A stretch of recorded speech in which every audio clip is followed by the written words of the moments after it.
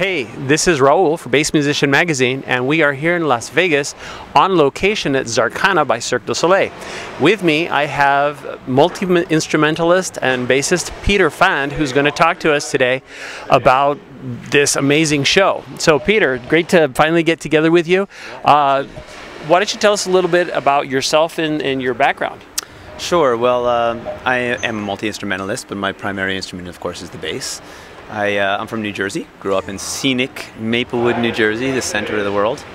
And I guess as a young musician there in New Jersey coming up, I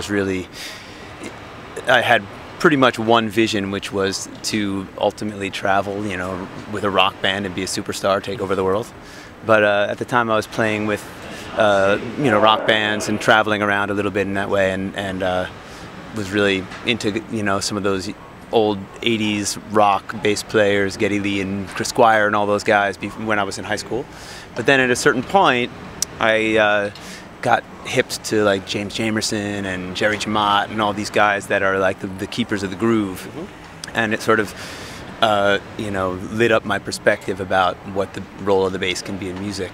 So from there, it sort of led me in a bunch of different directions. I started studying some jazz, went to college to study jazz, and but it wasn't actually my intention to do that. Like when I got through to the end of high school, I had pretty much decided that I was going to go to Jamaica and try and find Aston Barrett or one of those old Marley, any remnants of the Marley scene, and just do that. So I actually didn't apply to college at all. I had that as my trajectory, but our high school band director was approached by a university that was trying to build their jazz program, and he set up an audition unbeknownst to me and a good friend who was a drummer at the time, and he sent us out on an audition at this school, and we auditioned for this guy not knowing really what we were going to do, and he sat us down at a little college desk and gave us a one-sheet piece of paper, and we filled out our applications, and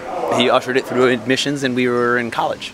Wow. Studying jazz, and it was actually a really good turn of events. It wasn't my intention, but it was very cool, which led me to start thinking about harmony and applying some of the those jazz sort of elements in my music. Mm-hmm. And then at a certain point, I was playing in some salsa bands around New York. I lived in New York for most of my life, and I started to understand this relationship between the bass and percussion, and the way that the conga and the bass are conversationally having a dialogue through the entire music, and it changed my perspective a lot. And from that I started to explore percussion, started to study congas with a guy named Jojo Smith in New York, which then led me to start getting aware of African music. And that was the beginning of what I think of as like my real music education, which was sort of post-college, but the beginning. Of course. From there I started playing percussion, accompanying dance classes and so forth in New York, particularly in a school called Faretta, which was an African music and dance school in downtown Manhattan. And there I connected with all these guys who were really remarkable musicians in a way that I had never really explored before. And started playing in some bands, some African bands, West African traditional bands, with some guys who were really pioneers in the New York African sort of melange. Mm-hmm. That was happening in the early 90s, which led me to go to Africa. And then when I first went to Africa, I started studying with some heavy percussion masters over there, and started studying the kora. Kora is an instrument that I had gotten interested in when I was, in New York in those years when I was playing bass, playing in some African bands and stuff, and I started to hear this instrument, which was so remarkable, and was drawn to it.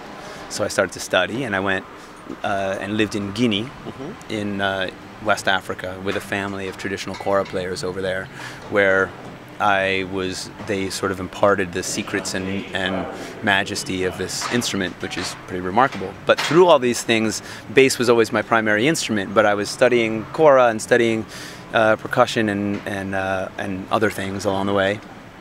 But it always was in deference to my relationship to the bass, hoping that congas would feed my sense of rhythm, and the djembe and the dunduns and all the different things that I play were all elements in my sort of quest for rhythmic awareness in my bass playing. And it continued like that for a long while. I remember at one point I was playing at a place, I had a steady jazz gig at a place in downtown Manhattan called 44 Prince. It was a little cafe, it's probably not there anymore. But we were playing jazz, and we were kind of doing the Pat Metheny Bright Size Life style ensemble. It was a trio doing that kind of sound. And on a break, we went up to the bar and we were hanging out, and the bartender put on this music that turned out to be Malatini and the Malatela Queens. It's this group out of South Africa from the 60s and 70s. And the bass player in this music, it was like a revelation. This guy, it's sort of like if Bootsy Collins like finally went to space for real and came back with a dashiki and the groove flipped upside down on its head, and it was amazing. I think the bass player in that group, I think his name was Joseph Makwela or something like that. This guy was doing stuff that I had never. It was a new perception. It was like all those elements about, you know, Jerry Jamat that's so deep, and Bootsy Collins that's so like outlandish and woven into this thing that's just got this musical chemistry that's extraordinary. So that ended up being my primary trajectory through most of my career, playing African music and African bands as a bass player and percussionist. And somehow all of those things came together in this gig, where the Cirque is very unique. Before this show, I was doing the Lion King on Broadway as a sub, as a percussionist. But most gigs like that, they have a fixed chair that's very, it's created, it's composed, and it's set. But this show, as with most Cirque shows, they build the show and the music around the artists that they have. So for me, I came in and they said, well, let's have some percussion, let's have some kora, let's have some mandolin, let's have some, you can sing, so play, you know, do all this stuff. And this show is kind of like, it's like the marriage of all those things and all those pieces of my journey that are sort of functionally coming together here. Gotcha.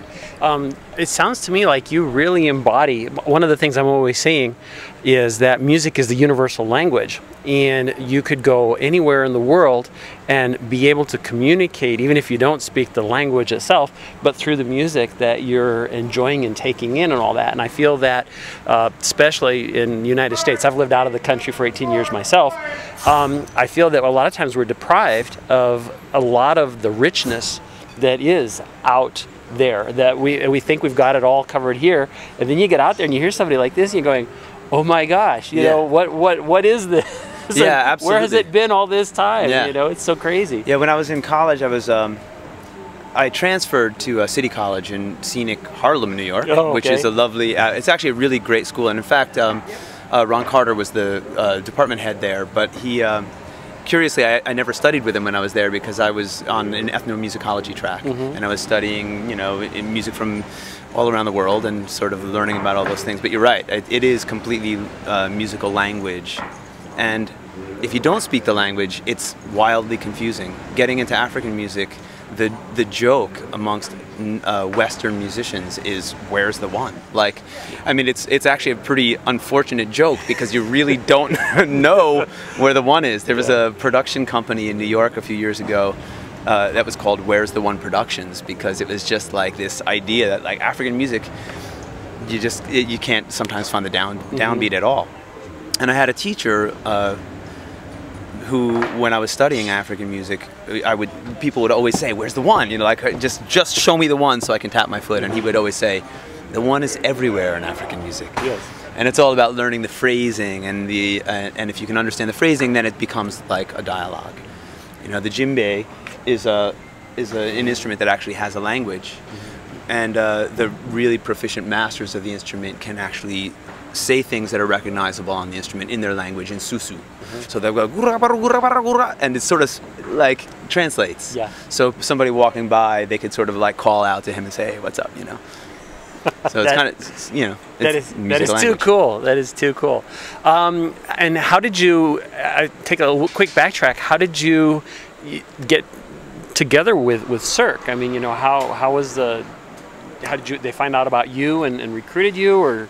They, I think to Cirque's credit, they have a uniform audition process, which is In New York, I'm coming from New York, that's very unique for me, because in New York, if you want to get on a Broadway show, the only way to get on a Broadway show is to know someone who's on a Broadway show and say, hey man, could I like sub for you sometime? And then work your way in as a sub, and then hopefully one day a chair will open up somewhere and you can find your way in, which is a really long and cumbersome way to try and get a gig. Cirque, while it can also be long, at least they have a structure, which is that you submit your materials via video to their website, and if they're interested in you, then they accept you into their company as an available artist in their roster. And then you have to audition for shows as they come up if there's one that you're appropriate for. Gotcha. So in my case, I was sort of accepted to the Cirque pool several years ago, several years before I started working here. And they offered me an opportunity to audition for a show, which later became Totem.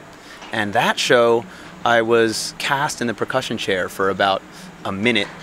But then another one of the Cirque shows closed, and the chairs in that new show were given to the departing musicians from the show that closed. So I was like, I thought I had a gig, and then I didn't have a gig, and then an entire year later, I then auditioned for this show and ultimately got it. Gotcha. And with your talents and your uniqueness, how much influence do you have on the musical book that comes up, like the score and all that? Do you contribute, or did they already have it and you just kind of work and make it your own, or how does that work? Well, the composer on this show is, he approached composition in a way that's pretty unique for most Cirque shows. This show was composed by a guy named Nick Littlemore, who's more in the electronic popular music world. He's from Australia, and he is in a band called Empire of the Sun, which is a pretty notable band on the music landscape. And he came into the show with what I would call recorded sketches. Like, he would create the pieces in recording. Nothing was notated. They didn't come in and hand us a book and say, play it down. Okay. So he came in with these recordings, and we listened to them, and then, they said, okay, let's play that one. So we just played it, and then we, worked on it and developed it. It evolved, and it grew, and it ended up having what now I think of as the voice of our ensemble, which is a 6-person group, and collectively we've contributed to creating what I think is the way that this band sounds. It's really pretty unique to the people here. Our guitar player is a very unique and distinct voice, and as is everybody. So, yeah. Wild. And while we're talking, we're actually inside of one of 2 eagles that is on stage here at Zarkana. This one is, I've got drums to my right, Peter's set up behind us, and keyboards here, and then across the stage is where the guitarist and the keyboard 1 player and the percussionist. Gotcha. So we got drums here and percussion there, keys here, keys there, guitar there, bass here. Yeah, that's why you've seen the changes of light while we're talking, and the kind of tight confines, but it's way too cool. So talking about gear, tell us a little bit about your setup. What are you using, and what are you playing? So regarding specifically to bass, I'm playing Sadowski UV70, which is 5-string, which is I'm just using that one bass on the entire show. Originally when I came in, I had a whole array of basses, and I was picturing having like these beautiful fretless moments and these things, but this bass, it just sounds great. I love it, and it's really like, it's the right sound for the show. It's just got a lot of dimension in it. I can kind of go a lot of places. And I'm wired through, I don't know if you want to come over and look at this.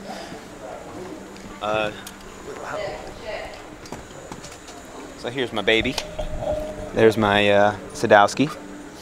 And I'm going through a few effects, nothing really radical. I have an octaver here, which gets me down into those really super sub octaves. And this Qtron is really like an envelope filter. This woolly mammoth pedal is like a growl. Have you checked those out? Yeah, I haven't, that one. Yeah, it's pretty cool. So I actually have the mammoth, which is effectively a distortion pedal of sorts, but it's a really sort of deep, growly distortion. I have that as the first thing in my chain, so that when I volume up, I'm voluming up when that's on with the full distorted sound, because then it engages the filter and the envelope filter already fully distorted, so it has this like really throaty, growly, funky sound. And then when I octave it down, it's just like, it's like subs, like unbelievable subs, and in all with that broken up, distorted growl. You'll hear it tonight when you see the show. It's there's some. I also use parts of that chain in for drones at a few points where it's really these just low, super long sustained drones and pedals and things. And I'm going through the Ready box, which is a great sounding tube DI. I don't know if you check them out, but for this show, we were using a different DI for a long while, and we tested out this Ready, and it's just awesome. It sounds so good, so big and warm, and all those the harmonics are really, really present and strong. It's great. And actually, I have a little a cheap little Ampeg amp under here, which is kind of, I can't actually access it right now, but it's that just gives me, it's 2 channels basically, well, it's, you know, one parallel, so that I can dial up some kind of tone on that, but really most of what we're working with is the DI, the Ready box. Okay, Peter, so we've talked a lot about what's going on here at Zarkana, but tell me a little bit about the projects that you're working on outside of this amazing show. Sure, there are 3 big ones that come to mind. One is that I have a new record of my own that just came out under my own name, Peter Fant, and it's called Fixing to Go, which for me is really like it's a collection of songs. I'm playing most of the instruments, singing, and I've written all the songs, and there's some great guest artists on it, lots of really fantastic musicians from New York and all over the place.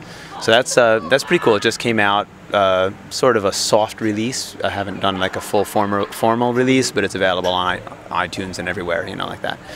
The other one is here in this show environment, we've put together this thing that we're fondly referring to as the blues album, which is not really entirely blues, but there are elements of it that are blues. But it's a 13-song collection that was written by a lot of the people in this show and other shows. Lots of musicians from Cirque and other circus shows. We have a guy from Australia who was on one of the Spiegel Tent circus shows, and some guest artists, a great drummer from the band Ween, and a bunch of guys, really great players. And that album it's under the Circus Music Collective, which is a vehicle that we're going to be releasing a lot of records under, hopefully. And but this first one should be out sometime probably in September.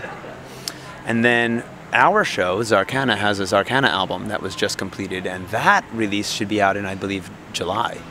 And that was produced by Nick Littlemore, our composer, and it's going to be, it'll be like our show, with a whole new level of sonic intrigue, as is his style. Very cool. It's great. One of the things about the Cirque shows that I've noticed is that as steady as it is doing all the shows, it's great that you guys still can find time to work on your own music and continue to develop and grow outside of what's going on. How many shows do you guys do a week? 10. Wow. It's actually a great schedule here in Vegas. We had been doing six days, 10 shows, but with big spaces between the shows. But here we're doing 5 days, 2 shows a day, and we're basically free until 5 o'clock every day. So every musician pretty much is out there doing other side projects. We all have studios in our houses, and we're all churning out music and doing all kinds of cool things, which is great. And then having 2 days off allows us to get out and do some other shows and work on projects. It's great. We're going to be enjoying the show this evening, and of course we're going to bring a little bit of sampling, but I do want to invite everybody. Certainly we're huge Cirque fans. Every show we've seen, we've just always thought they're all amazing. They're pretty remarkable. But we're looking forward to this one, especially. Again, when you see what's behind it, it's just way too magical and so cool. Huge. So what else can you tell us about the show, and any kind of particular parting shots so people know, let's get revved up and come see the show in Las Vegas? Well, this show was a touring show first before it came here, and it was built to be on 2 stages, 2 primary stages: Radio City Music Hall in New York and the Kremlin Palace Theater in Moscow. Wow. And those are the 2 biggest theaters in the world, biggest proper fly house theaters. The Radio City is 6,000 seats, and the Kremlin is 5,900. So these are like really beautiful, gigantic stages, and the idea of the show was to fill it, to fill those stages with, like, you know, this remarkable presence that is this show. So interestingly, when they decided to set us down here, our stage fit perfectly on the stage, just almost exactly as if it was built for it. And that was, I think, a big part of the reason they decided to bring us here. But now we're a permanent resident of this theater, which is a little bit more of an intimate place to see us with 1840, I think, is our capacity here, which compared to the 6,000 seat rooms we were in seems kind of small, but it's actually a very beautiful, it's actually one of the nicest theaters I've ever worked in. Really sophisticated technology, and it's good. It's a good place to be. Gotcha. Well, Peter, thank you so much for taking time to share with us your story, your music, Absolutely. And we're looking forward to the performance. And readers, Bass Musician Magazine, when you're in Las Vegas, make sure you see Zarkana, Cirque du Soleil, here at the Aria Casino. So thanks again, coming to you live from Las Vegas. Thank you.